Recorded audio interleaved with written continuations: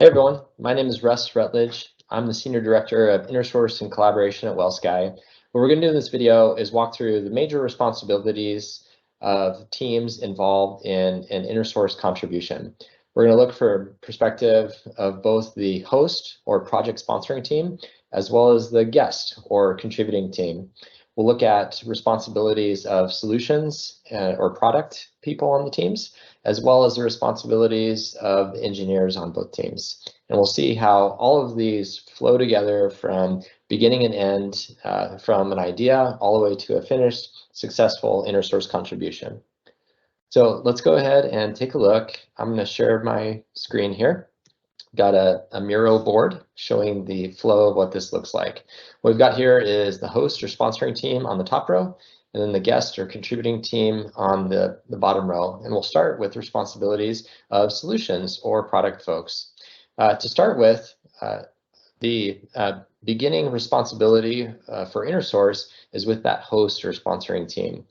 There are some times where I talk to people who feel or have the idea that, well, if I make my project open for InnerSource, then people can just come and use it. They contribute if they need it. I don't have to do anything. It's just open for those guest contributors to come in. In practice, that isn't the case, at least not for most or most successful InnerSource projects. You still need to do a lot of the regular activities that you do for any project, InnerSource or not. This starts with advertising that throughout the company that this project or product is available, talking with teams, lining up new teams to onboard, and understanding their usage scenarios, the features that the InnerSource projects needs in order to support them. This looks very much like the exact same activity that you do for any project, having that relationship with internal customers, lining up what features are needed for a future roadmap. However, if your project is available for InnerSource contributions, once you find updates that are needed to your product, this is where there's another path that you can take. Instead of just lining up new features that the host engineering team needs to implement on their own, InnerSource gives the opportunity for that host product or solutions person to suggest to the guest contributing teams that they themselves implement the features that are needed. That's the idea of InnerSource. That guest team that needs a new feature is the one that contributes it. Okay? And assuming that that is amenable to the guest team, the next step, rather than going and coding it up, is to align on what I call here a solutions design. What this is a written document that describes from a user-facing point of view what's going to be new or different about the InnerSource project, a description of the new feature, if you will, that's to be implemented. It's very important to have this written solutions design up front. We're not trying to create extra work, but what we want to avoid here is the sad situation where the guest team goes and does a bunch of work to code up the new feature they need. And at time of reviewing the code in pull request, the host team realizes that this feature really isn't a good fit with the product. In that situation, every path we could take is bad in its own way. One option could be to accept the code anyway, not wanting to waste the time that was put into developing that feature. And then what we're left with is a feature that really doesn't match the product that it's been submitted to. Maybe it makes it harder to use, some of the UI is confusing, or maybe that feature really belongs in some other project where it would be better implemented and better served throughout the company. So the host team is left with an inferior product to share with others based on that. So that's not good. On the other hand, simply rejecting this pull request or this code that has come that isn't a good fit is difficult as well. Maybe there's significant rework that needs to be done, or the code ends up being rejected altogether and all the time is wasted. That's a bad result as well. We don't want either of those ones to happen. And so to stave off these bad results, it's important to align up front on this solutions design. This is a description of what is going to be implemented from that consumer or user point of view. Now, creating that solutions design is the responsibility of the solutions or product person on the guest team. They're the ones that know what they want. They need to write up the proposal. It can't be done necessarily in a vacuum, though. It's important from the host team for them to support this process. This could be like answering questions or giving pointers to parts of the product where it probably makes sense to implement the feature. Maybe if there's some gotchas that the host team is aware of, they can let that guest team know about those. Perhaps if a feature is added over here, it's also important to consider how the user experience in this other part of the product relates to that. Those are the things that the host team is going to be aware of from a solutions or product perspective, and they can support the guest team in creating a solid solutions design by letting them know about those as they're going through that creation process of that solutions design document. Now, this document doesn't need to be long, it doesn't need to be complex, it doesn't necessarily need to be detailed. That'll depend on the specific InnerSource project, but it's something that should happen. It's a step that should happen. And beyond having that solutions design, then that solutions design document should be reviewed by the solutions or product folks on the host team. Feedback should be given and iterated on until that document is accepted. That acceptation is very important. It can allay a fear or concern with InnerSource, which is a host team might worry that by opening up for InnerSource contributions, they're going to lose control of the product and not be able to have as good of a product.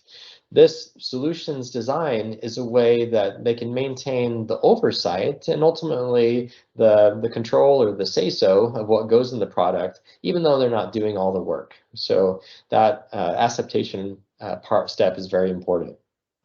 After agreeing on this solutions or user-facing design, the same process needs to happen from an engineering point of view. So here in the engineering, even coloring here, the pink and red color. So this is the engineering team on both the host team and the guest team side.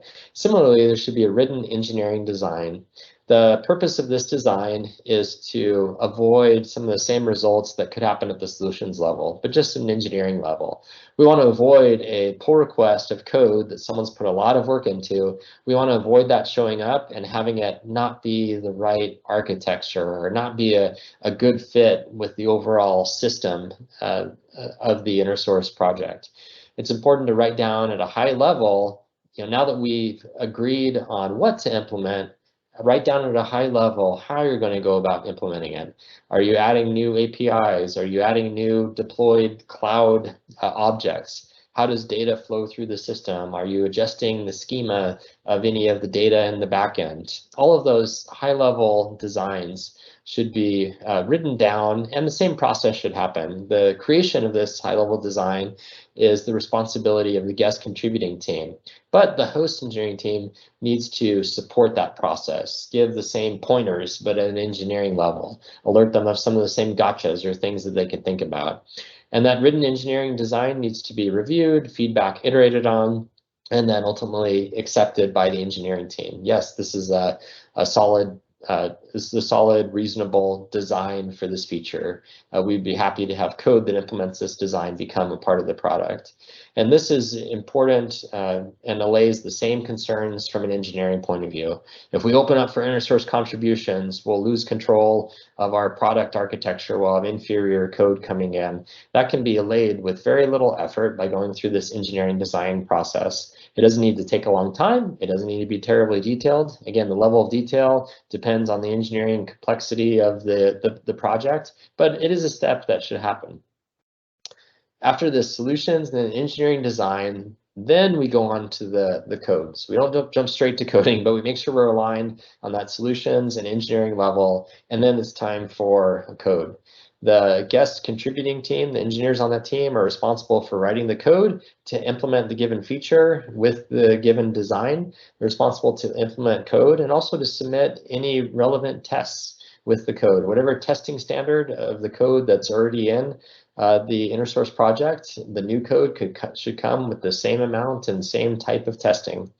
Support can be given from the engineering team if folks need pointers of where a particular code is or have questions looking at the code in the InnerSource project as they're working on development. The host team should be there and available to answer questions and give support, but the actual coding, the actual writing of the test comes from that guest team. The pull request comes in and the host team reviews it, gives feedback on it, and accepts it. And in accepting it, they're saying this is good code that we're happy to have a part of the product. After that, the host team has additional responsibilities. Those tests that are submitted should become a part of the overall test suite and should be run at all the places that other tests in the InnerSource project are run. This is important because it gives the guest contributing team confidence that their feature, their work that they've done won't be broken by subsequent changes. Sometimes people are concerned. They say, well, if I didn't work on the code, if there was a guest contributor that did it, how can I know not to break it? The answer is, well, one, you have some familiarity because of the solutions and engineering design. And then two, the parts that should continue to work, those are guaranteed, and those are protected by the tests that come in with that code. The host team is then responsible for production deployment of the product with the new feature and then monitoring the production deployment. If there's ongoing maintenance that needs to happen for that feature, or if there's ongoing an issue that's found one day with that feature, then the host team is responsible for addressing those in production, just like any other part of the product. Doesn't matter who did the original coding, the host team is responsible for maintaining that. Sometimes that might sound a little strange, like, well, if I didn't code it, how can I maintain it in production? But the answer is you can. We all maintain code in production that we didn't code ourselves. It may be that the code was written before we joined the team, and that original team member is no longer there. It's the same idea here from an InnerSource contribution. Host team owns the maintenance of that on an ongoing basis. It becomes a part of the product. They've had help in building a better product, and they're the stewards of that new functionality along with anything else in that InnerSource product. Now, there's just one exception to that, which is if this new feature is deployed to production, folks start using it, and right away there's some bugs found. What I've got here is if there's a bug found within the first 30 days, like right away during that time span. It could be different than 30 days. You could choose your own number, but there's some time span, 30 days being the default, that if a bug is found, then the guest contributor is on the hook to get called in and to help contribute to the fix. Call this a 30-day warranty on the new feature. So during that specified time frame, that guest contributor will be called in and should expect to contribute to making fixes. But after that, 6 months, a year later, if there's some maintenance needed, then the host team would do that, just like any other part of the product.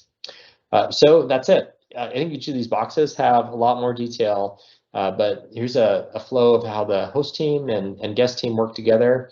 What we've got here are really some bookends at the very end and also at the very beginning. There's work from the host team to line up the contribution, and then at the end, work from the host team to maintain the contribution. That's really bookends of their effort.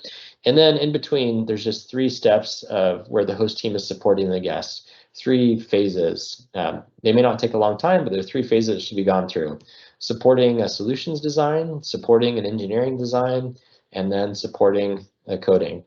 So with that, guest and host teams can work together on a solutions or product and an engineering point of view for successful InnerSource. Thanks so much.